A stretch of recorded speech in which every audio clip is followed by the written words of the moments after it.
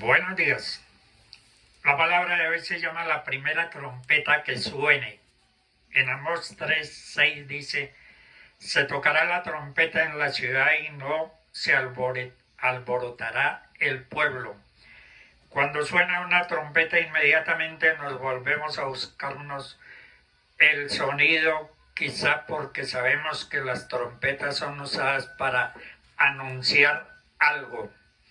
La Biblia nos habla que el pueblo de Israel usaba en la antigüedad cuernos de carnero en forma de trompeta para convocar al pueblo y que Dios anunciará su venida por medio de trompetas.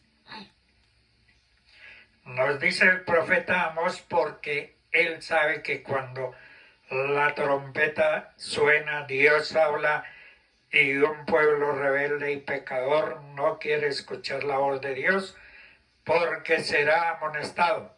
Sin embargo, la trompeta ya no será para amonestar, sino para anunciar que el fin de este mundo está muy cerca. La primera trompeta que suene anunciará la venida del Señor sobre las nubes y sus ángeles se llevarán a los escogidos. En 1 Corintios 15:52 dice: en un momento, en un abrir y cerrar de ojos, a la final trompeta, porque se tocará la trompeta y los muertos serán resucitados incorruptibles y nosotros seremos transformados. En Romanos 14:11 dice: el Señor dice, vivo yo, que toda rodilla se doblará y que toda lengua confesará que Él es el Señor. Después que la iglesia sea arrebatada, el diablo quedará a sus anchas y comenzará la gran tribulación. Nosotros no sabemos si llegaremos a escuchar en vida el sonar de estas trompetas. Pero de una cosa sí estamos seguros: ocurrirá cualquier día. Juan Apóstol tuvo una visión y escuchó una trompeta. En Apocalipsis 1:10 dice: estaba yo en el Espíritu en el día del Señor. Yo oí detrás de mí una gran voz como de trompeta, y así será cuando venga, porque todo ojo le verá y lo oirá. Dios te da la oportunidad ahora para que usted decida en dónde quieres estar. Lo mejor es no esperar a que suene la trompeta, sino ponernos a cuentas con el Señor ahora y estar listo. Si somos cristianos, debemos honrar a Cristo con nuestra vida. No debemos jugar el doble juego de estar en la iglesia y en el mundo. Cristo murió y resucitó. Todos los que han muerto en Cristo también resucitarán. Cristo venció la muerte y el Hades no lo pudieron retener y les quitó su autoridad. Por eso dice: Cristo venció por medio de la muerte al que tenía el imperio de la muerte, esto es el diablo, y a todos los muertos en Cristo.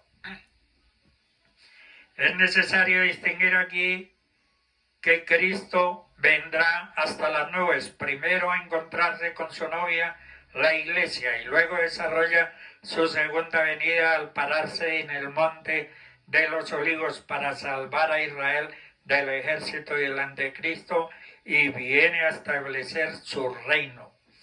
Los resultados: en Cristo y los cristianos vivos seremos arrebatados al cielo.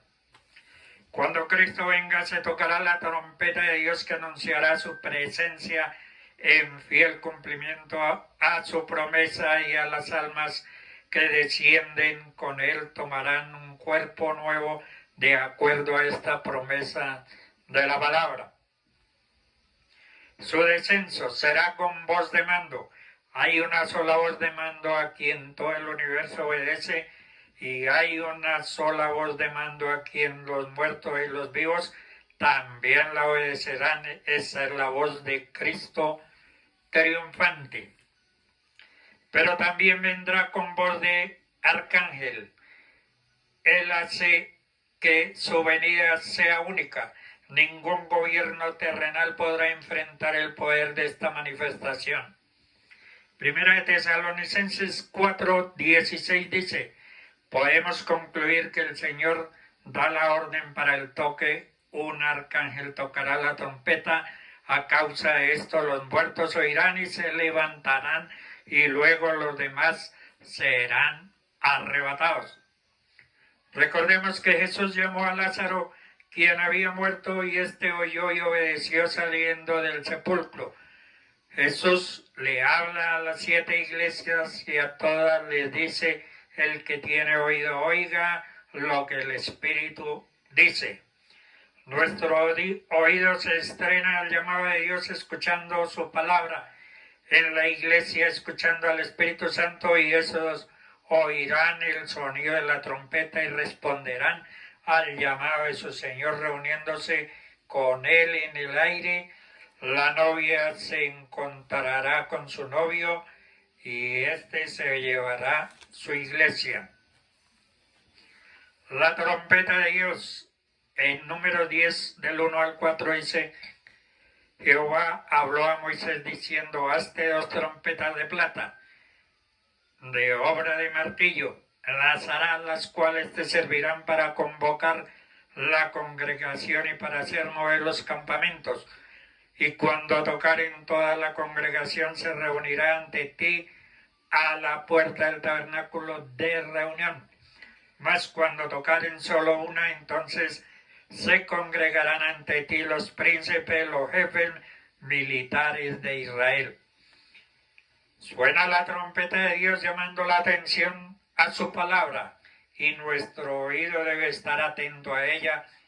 Es una obligación de cada cristiano, pero no solo debemos oírla, sino que debemos acatar sus órdenes, poniéndola por obra y entendiendo que en la obediencia se encuentra la bendición. Cuando Moisés hacía sonar la trompeta era para que todo el pueblo de Israel la escuchara y realizaran la tarea que a través de ella les era ordenada. Así es que los hacía reunirse a los príncipes o a toda la congregación con el sonido de las trompetas. Se ordenaba el mover de los campamentos, el prepararse para la batalla. La congregación toda conocía su sonido y habían entendido la necesidad de atacar las órdenes que se daban por medio de ellas para estar bajo bendición de Dios. El Señor nos habla de múltiples formas. Puede hablarnos a través de su palabra, puede hablarnos a través de a nuestro corazón o a nuestra mente, puede hablarnos de distintas formas. En Apocalipsis 1:10 dice: yo estaba en el Espíritu en el día del Señor y oí detrás de mí una gran voz como de trompeta. Sus trompetas suenan. Cuando Dios habla lo hace, pero su iglesia, para su pueblo, para sus hijos, Dios habla para ti y para mí, para que cada uno de nosotros escuchemos su voz en el lugar en que estemos. Si no, resultará imposible decir que no le oímos. No hay escena posible para esgrimir en nuestra defensa ante la desobediencia a sus órdenes. Pensemos cuántas veces escuchamos el sonar de las trompetas para guiarnos y cerramos nuestros oídos a ellos, ignoramos su voz y como consecuencia hemos vagado por el desierto sin recibir bendición o perdiendo batalla tras batalla. Lo que debemos tener muy en cuenta es que Dios es un Dios de orden y por lo tanto su voz llegará siempre a nosotros con absoluta claridad. En 1 Corintios 14:8 dice: si la trompeta diere sonido incierto, ¿quién se preparará para la batalla?